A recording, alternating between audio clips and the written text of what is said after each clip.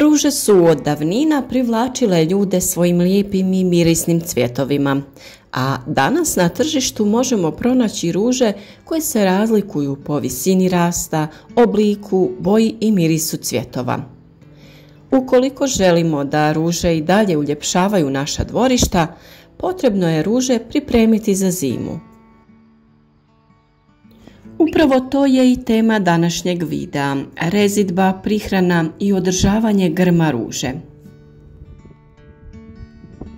Dobra priprema za prezimljavanje omogućiti će grmu ruže da prezimi bez oštećenja, neće doći do izmrzavanja izdanaka i uvenuća grma.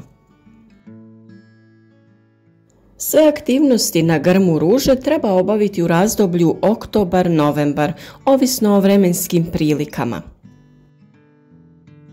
Ruže stablašice, ali i grmolike ruže se orezuju tokom jeseni i pripremaju za zimu.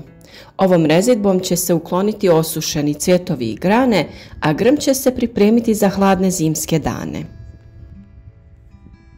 Grmovi ruža uljepšavaju naša dvorišta i terase svojim predivnim cvjetovima, a kako bi nas kraljice cvijeća obradovale svojim cvjetovima svake godine, potrebno ih je redovno orezivati. Rezidba ruža se odrađuje u 3 termina, u jesen, proljeće i sredinom ljeta. Ukoliko ste amater, dovoljno je da znate one osnove rezidbe. Osnovno znanje o rezidbi ruža omogućiti će vam da imate lijepe, zdrave i dobro njegovane grmove ruža koji će vas nagraditi cvjetovima. Kako bi rezidbu odradili na što lakši način, potrebno se pripremiti. Najbolje je obući odjeću sa dugim rukavima i potrebno je kupiti dobre rukavice. To će vas zaštititi od ružinog trnja. A naravno, za rezidbu nabavite oštre škare i po potrebi neku manju pilu za rezidbu debljih grana. Imate li više grmova ruža, osigurajte i dezinfekciju alata poslije rezidbe svakog grma. To će spriječiti eventualno prenošenje bolesti sa grma na grm. 3 su termina rezidbe ruža i sva 3 su važna jer samo redovnom rezidbom možemo dobiti zdrav i lijep grm ruže sa mnoštvom cvjetova. Jesenska rezidba je dio pripreme ružinog grma za prezimljavanje. Kada pristupate samoj rezidbi, uklonite sve precvjetale cvjetove i suhe listove. Zatim, odstranite sve one osušene grančice. Na ovaj način ćete rasteretiti biljku. Štetni organizmi, insekti, uzročnici bolesti neće imati sklonište i njihova pojava tokom proljeća neće biti toliko snažna. Kod uklanjanja cvjetnih grana treba obratiti pažnju da se ukloni dovoljna dužina grane. Kada se gleda od baze cvjetne grane, treba ostaviti 3 pupoljka, jedan iznad drugog, a višak grane odsjeći. Na ovaj način će ruža na proljeće formirati jake grane koje će dati dobre cvjetove. Ako se grane sa precvjetalim cvjetovima samo malo prikrate iz pupoljka, u pazuhu listova formirat će se mnoštvo tankih grančica koje će dati sitne i neugledne cvjetove. Bitno je rasteretiti ovaj središnji dio i ukloniti sve sitne grane te neke od ovih krupnijih kako bi dobili pravilniji oblik grma. Kada prerežete granu, ona mora imati središnji dio zdrav, svjetlo obojen. Ukoliko je središnji dio smeđ, režite granu dok ne dođete do zdravog presjeka. Nakon toga sa ovih glavnih grana što ste ostavili, odrežite sve ove bočne grane, te ćemo i ove glavne grane prekratiti. Kod rezidbe glavnih grana obratite pažnju kako ćete napraviti rez. Rez treba biti napravljen ukoso iznad pupoljka. Ovdje vidite između ovog trnja kako izgleda pupoljak, te je bitno da se rez napravi 1 cm iznad tog pupoljka. I vrlo je bitno da se taj rez spušta ukoso na suprotnu stranu od pupoljka. Kada se radi o okrugloj krošnji ruže stablašice, uklonite sve grane koje su suvišno narasle i koje strše iznad ostatka krošnje. Rezidbom i prikraćivanjem grana formirajte savršeno okrugli oblik krošnje. Sama rezidba tokom jeseni ne treba biti previše intenzivna zbog opasnosti od smrzavanja. Pravu rezidbu ostavite za proljeće, ali to ne znači da je ova jesenska rezidba manje važna. A nakon rezidbe obavezno očistite prostor oko ruža od materijala koji ste odbacili. Čišćenjem otpada sprječavate da štetni kukci pronađu sklonište za prezimljavanje. Orezivanje grma treba raditi kada je dan hladan i bez padalina. Ne raditi rezidbu kada je mraz i negativne temperature. Ukoliko bi orezivanje vršili tokom kišnog dana, prilikom rezidbe bi pravili rane idealne za uslove za ulazak patogena koji bi prouzrokovali pojavu oboljenja. Izbjegavajte orezivanje i po toplom vremenu jer to može izazvati buđenje pupoljaka i ponovni vegetativni rast. Novoizrasli prirasti bi izmrzli tokom zime. Mi ne možemo utjecati na vremenske prilike, ali možemo pripremiti ruže da prezime.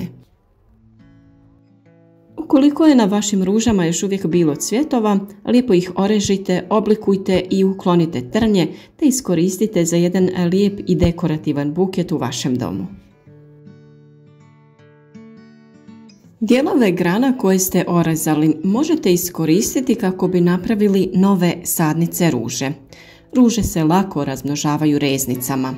Potrebno je odrezati reznice na određenu veličinu jer nije dobro da budu previše duge, nego da imaju otprilike 3 pupa na jednoj reznici.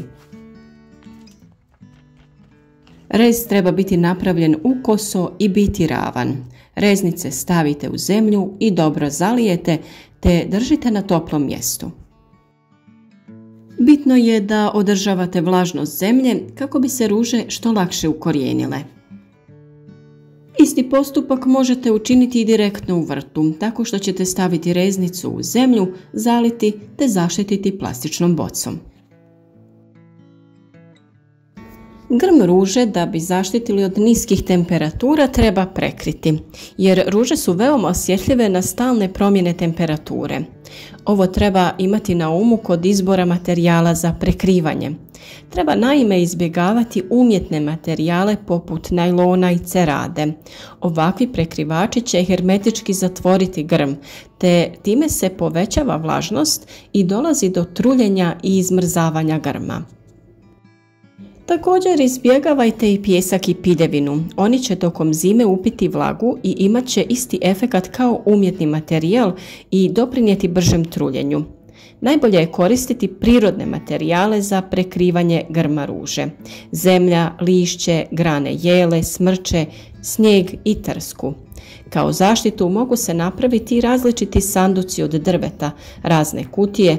Što god radili i kako god radili, trebamo stvoriti mogućnost da ruža diše.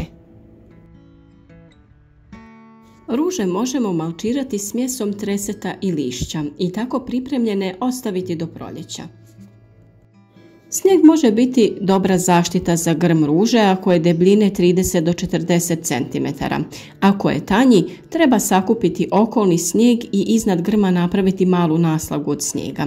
Temperatura ispod naslage će se zadržati na 5 stepeni. Zemlja oko grma može se kopati i grm se tada nagrne slojem iskopane zemlje. Zemlja se u proljeće nakon otapanja snijega lagano odgrne. Okopavanje ruža doprinosi prezimljavanju velikog broja pupoljaka. Osim toga, sa zemljom možemo pomiješati sloj slame, sjena i lišća. Znajući da biljka tokom ljeta, to jest sezone cvjetanja, crpi hranjiva iz tla, potrebno je to nadomjestiti. U skladu s tim, preporučuje se gnojidbu ovih biljaka napraviti na jesen. Hranjive tvari sigurno će biti korisne za biljku u rano proljeće. Glavni razlog zbog kojih se jesenske ruže hrane su jačanje korijena biljke prije početka hladnog vremena, obogaćivanje tla esencijalnim mineralima, obnova grma nakon jesenskog obrezivanja, te povećana otpornost na smrzavanje ruža, jačanje imuniteta grma prije bolesti i povećanje otpornosti biljaka na napade štetnika. Pravilna gnojidba u jesen ključ je bujnog cvjetanja ruža sljedeće godine, a znamo da je uhranjena biljka i zdrava biljka. Samim tim će biti otpornija na bolesti i štetnike. U jesen ne vrijedi upotreba organskog gnojiva za ruže. Većina ih sadrži dušik, što će izazvati brzi rast mladih izdanaka grma. Takve mlade grane biti će najosjetljivije na učinke hladnog vremena i mogu uzrokovati propadanje cijele biljke. Za dohranu ruža možete koristiti pepeo od drveta. Ova komponenta je potrebna za ruže i može se koristiti u obliku praha ili vodene otopine. Pepeo ne sadrži dušik, ali je izvor mnogih korisnih elemenata poput magnezija, kalcija, bora i natrija. Kompost je kod ruža također vrlo koristan. Ova tvar ne samo da će osigurati korijen ruža esencijalnim hranjivim tvarima, već će i zaštititi biljke od zimskih mrazeva. Kompost se preporučuje koristiti tokom jesenskog gornjeg oblačenja, to jest ravnomjerno ga rasporedite oko grma. Nije potrebno posipati gnojivo zemljom. Kompost će se polako raspadati tokom zime, dajući hranjive tvari korijenju. Prosječna potrošnja ovog gnojiva je oko 4 kg po 1 metru kvadratnom. Mi se nadamo da su vam ovi današnji savjeti bili od koristi, te da ćete uspješno pripremiti vaše ruže za zimu kako bi naredne godine cvjetale još ljepše nego prije.